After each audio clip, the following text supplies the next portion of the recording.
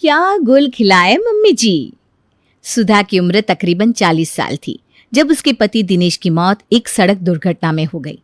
एक पल में मानो उसकी दुनिया ही वीरान हो गई थी, लेकिन अभी भी उसके पास जीने की एक वजह बाकी थी, और वो वजह थी उसका इकलौता बेटा शुभ।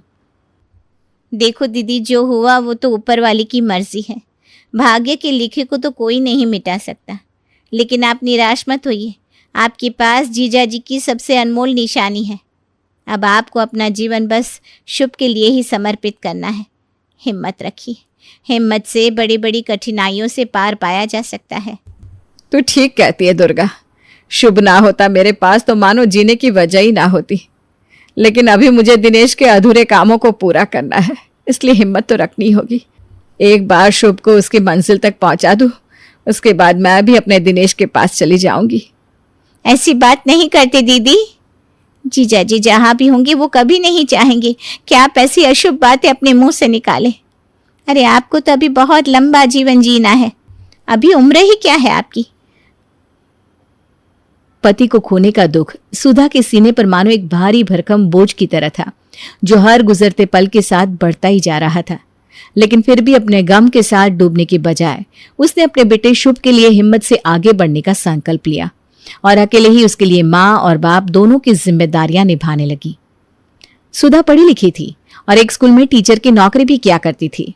कुछ ही समय में धीरे धीरे जिंदगी पटरी पर लौटने लगी। माँ, मैं आगे की पढ़ाई के लिए पुणे जाना चाहता हूँ। यहाँ राजस्थान में रहकर पढ़ाई करने का मेरा मन नहीं है। क्यों नहीं बेटा, मैं तो हमेशा यही चाहती हूँ कि तू अच्छे से अच्छे स्कूल कॉलेज में पढ़े और कामयाब होकर अपने पिता का नाम रोशन करे। तुझे जहां रहकर पढ़ना हो पढ़ ले, मेरा आशीर्वाद तेरे साथ है। माँ के कहने पर शुभ आगे की पढ़ाई के लिए पुणे चला जाता है। ग्रेजुएशन खत्म करने के बाद वो वहीं के कॉलेज में पीजी कोर्स में एडमिशन लेता है। शुभ के जाने के बाद अब सुधा को अकेलापन बहुत सताने लगा था। खाली घर मानो उसे खाने को दौड़ता था। बेटा, मैं चाह रही थी कि पीजी खत्म करके तू अपने ही स्टेट में नौकरी के लिए ट्राई कर। देख कितने साल हो गए तुझे घर छोड़े। धीरे धीरे मेरी भी तो उम्र बढ़ रही है ना बेटा। जवानी तो एक बार को अकेले कट जाती है, लेकिन अब इस बुढ़ापे में अकेलापन काटना बड़ा कठिन है। अब तो बस मुझे तेरे वापस घर लौटने का इंतजार है। कब तू घर आएगा और इस घर की रौनक वापस आ जाएगी। तुझे याद है कैसे हम दोनों सर्दियों के दिन में साथ बैठकर गरम गरम भुट्टे खाते थे। अरे मम्मा, आप तो ऐसे बात कर रही हो जैसे पिछले 7 सालों में मैं एक दिन के लिए भी घर नहीं आया। अरे आता तो हूँ छुट्टियों में हर साल, इतने सारे दिनों के लिए। अरे बेटा, तेरी ये 20 दिन की छुट्टियां तो शुरू होने से पहले ही खत्म हो जाती है। साल के 11 महीने इंतजार करने के बाद तू 20 दिन के लिए घर आता है, और तुझे ऐसा लग रहा है कि 20 दिन की छुट्टियां बहुत ज्यादा होती है।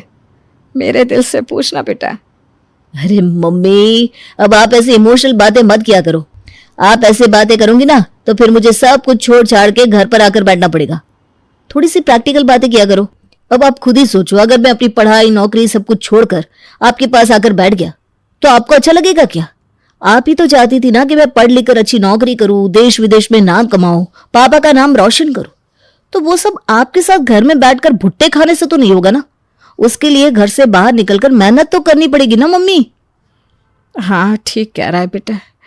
देख, हमने सुना था बुढ़ापे में दिमाग बच्चा बन जाता है। अब देख भी लिया। जीवन भर माँ तुझे समझाती थी, अब इस बूढ़ी माँ के बच्चे वाले दिमाग को मेरा शुभ समझा रहा है। क्या मम्मा बुढ़ापा बुढ़ापा करती हो? ऐसी कोई बूढ़ी नहीं हुई हो अभी। You are just 50। अभी तो आप जवान हो, एनर्जेटिक रहो। ये क्या लाठी लेकर चलने वाली बूढ़ी अम्मा की तरह बात करने लगी हो? घर से बाहर निकलो, दोस्तों से मिलो जुलो, अच्छा टाइम स्पेंड करो। मम्मा, ये घर में बैठकर शुभ के नाम की माला जपने से कुछ नहीं होगा। तो तूने सोच लिया है कि तू राजस्थान में जॉब नहीं करने वाला, यही बात है ना? अरे मम्मा यार, आप समझती नहीं हो। अब इतने साल पुणे में रहकर पढ़ाई की है मैंने, इंटर्नशिप भी पुणे से ही कर रहा हूँ, और सही बताऊं तो मेरा मन लग गया है अब यहाँ पर। मन नहीं करता उधर आने का। प्लीज समझा करो ना। और जहाँ तक है, मुझे इसी कंपनी में जॉब भी मिल जाएगा। इधर लाइफ सेट हो गई है मम्मा। और मम्मा, मैं आपको बताना चाह रहा था कि रिया और मैं। अच्छा, तो ये है असल वजह। मतलब रिया के साथ सेटल होना है, इसीलिए पुणे रहना चाहते हो। ठीक है बेटा, जैसी तुम्हारी इच्छा। तुम खुश तो मैं भी खुश। और मैं तो वैसे ही कह रही थी, सही बताऊं तो मेरे पास टाइम ही कहाँ है खाली बैठने को। सुबह उठती हूँ, घर के काम निपटाती हूँ, स्कूल जाती हूँ। स्कूल से लौट कर तो इतनी थक जाती हूँ कि फिर आराम से 2-3 घंटे सोती हूँ। फिर शाम को फिर से खाना बनाती हूँ और सो जाती हूँ। अरे भाई, बंदे के पास बोर होने के लिए टाइम भी तो होना चाहिए कि नहीं। और तेरी माँ ना कोई घर में बैठकर सास बहू के सीरियल देखने वाली औरत नहीं है। वर्किंग वुमन हूं मैं, तुझसे ज्यादा बिजी रहती हूँ, समझा? ये हुई ना बात। चलो फोन रखता हूँ मम्मा। फोन रखने के बाद शुभ की बातों को याद करके सुधा की आंखें भर आई थी। जिस बेटे के लिए उसने दिनेश के जाने के बाद जीना सीखा था, उसके बिना वो कितना अकेला महसूस कर रही थी, शब्दों में बता ही नहीं सकती थी। लेकिन बेटे की बात भी तो सही थी ना। अपने अकेलेपन को भरने के लिए वो बेटे के पांव में बेड़ियां भी तो नहीं लगा सकती। यही तो प्रकृति का नियम है ना। जब माता पिता की उम्र ढलान पर होती है तो बच्चे उस उम्र में पंख पसर कर आसमान को छू लेना चाहते हैं। अब या तो माता पिता अपने स्वार्थ में पड़कर बच्चों के पंख कतर दें, या फिर अकेलेपन को अपना कर बच्चों को उड़ने के लिए खुला आसमान दे दें। दोनों ही सूरत में किसी एक को तो हारना ही पड़ता है। सुधा ने बेटे को खुला आसमान देने के लिए अपने लिए अकेलेपन को चुन लिया था। जैसा कि शुभ ने बताया था, कुछ दिनों बाद शुभ की नौकरी पुणे की एक प्रतिष्ठित कंपनी में लग जाती है और उसके बाद साल भर के भीतर सुधा रिया और शुभ की शादी करा देती है। शादी के बाद 1 सप्ताह की छुट्टियां खत्म होने के बाद शुभ और रिया वापस पुणे लौट गए थे। शुभ के जाने के 1 महीने के बाद। अरे सुधा, घर में अकेले बैठे बैठे क्या करती है दिन भर? कभी बाहर निकलकर दोस्तों से मिला जुला कर। ऐसे कैसे मन लगता है तेरा अकेले में?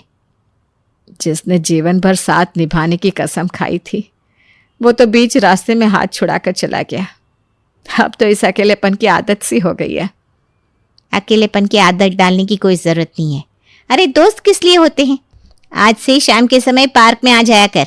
हमारी उम्र के बहुत से लोग पार्क में होते हैं, उनसे मिलो, पहचान बढ़ाओ, दोस्ती करो।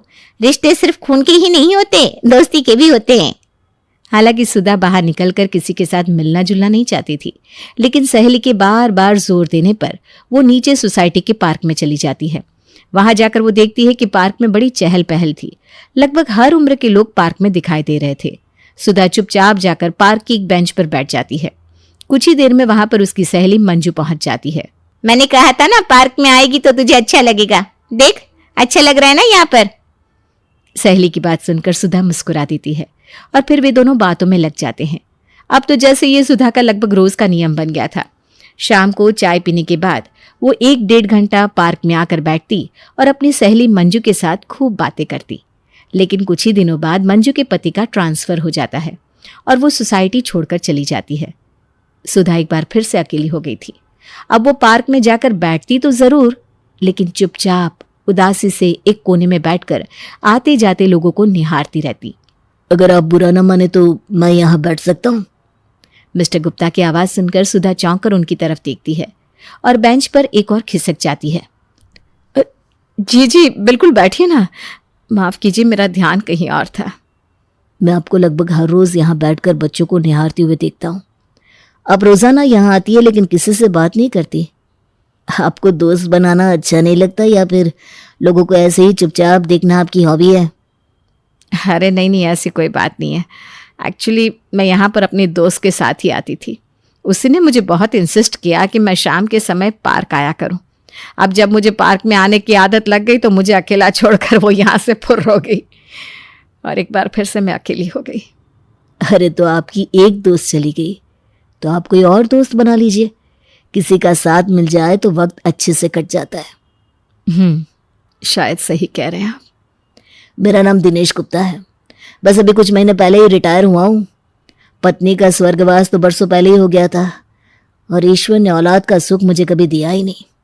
जब तक नौकरी में मन लगा रहता था तब तक सब ठीक था, लेकिन अब रिटायर होने के बाद ऐसा लगता है जैसे दुनिया रुक सी गई हो। ऐसा लगता है हमारे लिए दुनिया में कोई काम ही नहीं बचा। वक्त नहीं गुजरता, इसलिए शाम के समय पार्क में आकर बैठ जाता हूँ। वैसे आपने अपना नाम नहीं बताया। जी मेरा नाम सुधा है, एक स्कूल में पढ़ाती हूँ। एक बेटा है, पुणे में अपनी पत्नी के साथ रहता है और पति तो सालों पहले मुझे अकेला छोड़कर चले गए। कुल मिलाकर मैं भी अकेली हूँ। घर पर भी अकेलापन महसूस होता है, इसलिए पार्क में आकर थोड़ा समय बिता लेती हूँ। आपको मेरा इस तरह से बेबाकी से आपसे बात करना खराब तो नहीं लग रहा ना? अगर आपको बुरा लगा हो तो मैं माफी मांगता हूँ। अरे नहीं नहीं दिनेश जी, माफ़ी मांगने की कोई ज़रूरत नहीं है। आपने कोई गलत बात तो कही नहीं, और हम लगभग हम उम्र हैं, मिलते जुलते हालात भी है। वैसे हम अच्छे दोस्त बन सकते हैं। दिनेश और सुधा अब लगभग हर रोज पार्क में मिलने लगे थे। पार्क में मिलकर वे दोनों अपने दिन भर की दिनचर्या एक दूसरे को बताते और पार्क में दौड़ते नन्हे नन्हे बच्चों को साथ में बैठकर देखते और खिलखिलाते।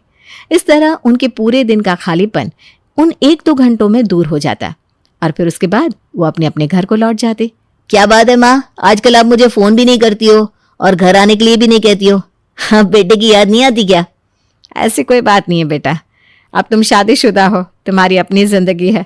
अब मेरा ऐसे हर समय फोन करके तुम्हें डिस्टर्ब करना भी तो ठीक नहीं है ना। मैंने अब अपने हालातों के साथ खुशी खुशी जीना सीख लिया है। अपने हालातों के साथ जीना सीख लिया है या कोई और बात है? कहना क्या चाहते हो, साफ साफ कहो।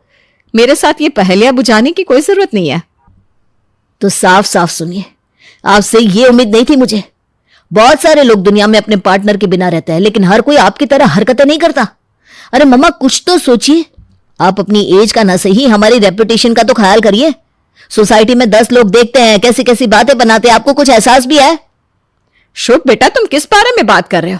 और मैंने ऐसा क्या कर दिया जो सोसाइटी मेरे बारे में तरह तरह की बातें बनाएगी? आप किसी आदमी से रोज पार्क में मिलने जाती है ना, आपको क्या लग रहा है मैं इतना दूर बैठा हूं तो मुझे कुछ पता नहीं चलेगा? अरे मेरे लिए कितनी शर्मिंदगी की बात है, ये आपने सोचा है कभी? पड़ोसी फोन कर करके आपकी हरकतों के बारे में बताते हैं मुझे। अच्छा, तो तुम दिनेश जी के बारे में बात कर रहे हो? अरे वो सिर्फ मेरे दोस्त है।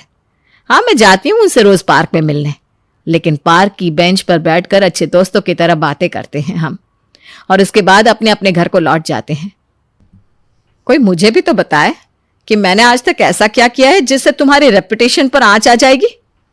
बूढ़े माँ बाप घर में अकेले पड़े सड़ते रहते हैं, तब माँ बाप का ख्याल नहीं आता, लेकिन माँ ने अपनी खुशी के लिए घर से बाहर निकल के थोड़ा हंस मुस्कुरा क्या लिया, तुम्हें तकलीफ हो गई?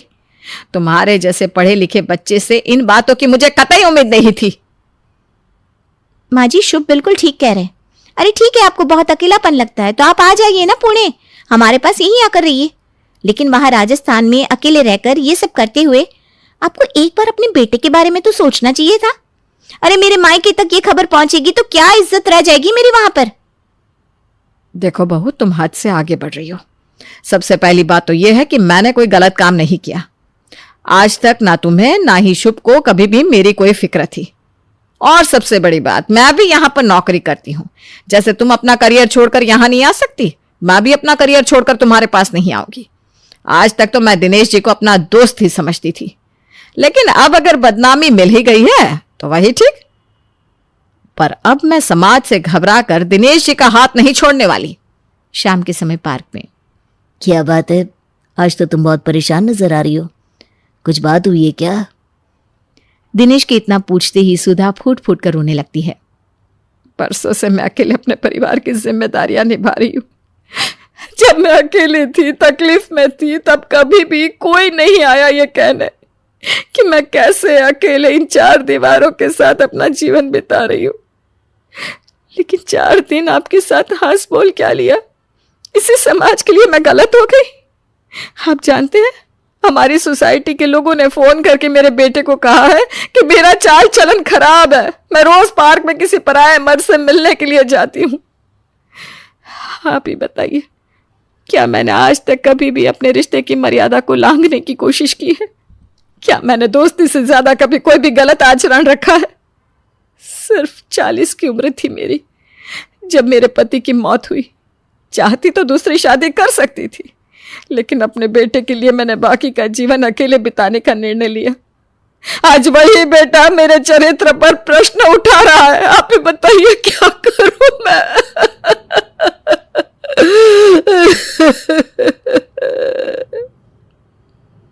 देखिए सुधा जी, दुनिया की ज्यादा परवाह करने से कभी किसी को कुछ हासिल नहीं हुआ।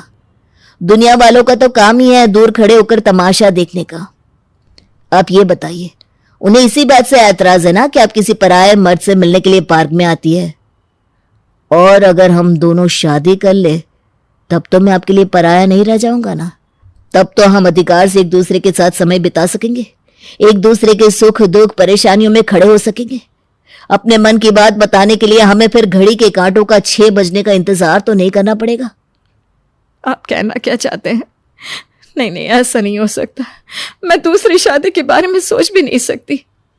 अगर आप मुझसे शादी नहीं करना चाहती तो फिर समाज के लगाए हुए इन लांछनों का स्वीकार करके जीना सीख लीजिए, या फिर मुझसे दोस्ती तोड़कर एक बार फिर से अकेलेपन को अपना साथी बना लीजिए। अब चॉइस आपकी है, आपको चुनना है कि आप अपना आने वाला जीवन कैसे बिताना चाहती हैं। सुधा घर लौट आई थी, लेकिन आज रात उसकी आंखों में नींद नहीं थी। दिनेश के कहे शब्द उसके मन की गहराइयों को छू रहे थे। ठीक ही तो कहते हैं दिनेश, कितने बरस बाद तो कोई ऐसा मिला है कि दोस्त है जिसके साथ बैठना अच्छा लगता है। उसे मैं बस इसलिए त्याग दूं क्योंकि समाज को एक अधेड़ औरत की पर पुरुष संग दोस्ती पसंद नहीं। अगर आज मैंने दिनेश को ठुकरा दिया तो मेरा आने वाला कल इस 4 दीवारी में बंद दीवारों के साथ बातें करने में ही बीतेगा। जिंदगी मेरे दरवाजे पर खुशियां लेकर आई है, मैं दरवाजा खोलकर उनका स्वागत जरूर करूंगी। सुधा ने अपना मन पक्का कर लिया था। अगले दिन सुबह ही सुधा अपने बेटे को फोन करके अपने निर्णय के बारे में बताती है। तो ठीक कहता है बेटा, समाज को मेरा पराया आदमी के साथ समय बिताना गवारा नहीं, इसलिए मैंने फैसला किया है कि मैं दिनेश के साथ शादी करूंगी और फिर हमें साथ में समय बिताने के लिए दुनिया को कोई जवाब देना नहीं होगा। क्या इस उम्र में शादी? माँ जी कुछ तो शर्म करिए। क्यों? बहू 50 साल के आदमी के पास भी जीने के लिए अभी 20-25 साल बाकी होते हैं। तुम दोनों तो अपने जीवन में व्यस्त हो गए हो, मुझे भी तो अपने जीवन के लिए कुछ सोचना पड़ेगा ना। अगर मुझे भी अपना बाकी का जीवन बिताने के लिए एक साथी मिल रहा है तो उसमें तुम्हें क्या समस्या है? मैं यहां अकेली पड़ी आंसू बहाती रहूं वो चलेगा, लेकिन मेरी खुशी बर्दाश्त नहीं है तुम दोनों को। ठीक है, जैसा तुम्हारा मन। मम्मा आप ठीक कह रही हो, मुझे एहसास हो गया है कि आप ठीक थी, मुझे आपका साथ देना चाहिए था। आप दिनेश अंकल से शादी कर लो, मैं और रिया भी शादी में जरूर शामिल होंगे। बेटे की बात सुनकर सुधा खुशी खुशी दिनेश को फोन लगाती है और शादी के लिए हाँ बोल देती है। जल्द ही दिनेश और सुधा की शादी हो जाती है और फिर वे बिना किसी रोक टोक के साथ में घूमने फिरने लगते हैं।